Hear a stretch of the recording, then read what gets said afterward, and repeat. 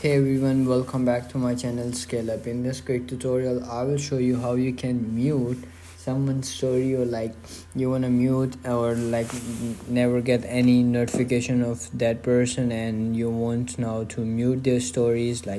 Let's get started. Open up your messenger and go to main menu and again go to settings, and there you will find this option, privacy and safety. Click on that and then scroll all the way up and you will see story control. In this you will see story you have muted. Click on that and then select that person that you want to mute them. So you have to simply click on that circle and check this and click on apply on the top right corner, and then it's going to be applied.